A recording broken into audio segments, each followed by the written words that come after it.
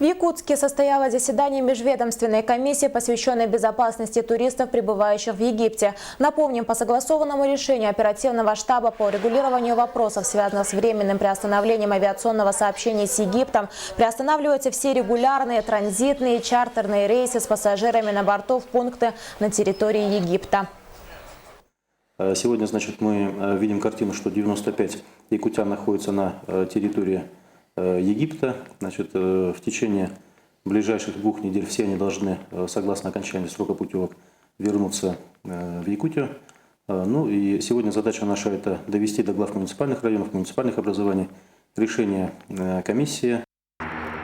Почта России привлечена к доставке багажа пассажиров, следующих из Арабской Республики Египет.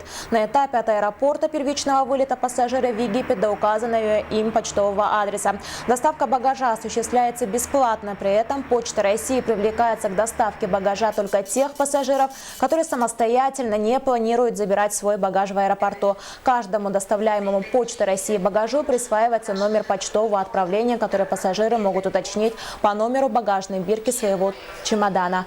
Уточнить информацию о доставляемом багаже пассажиров можно на круглосуточной горячей линии Почты России 8 800 20 05 888.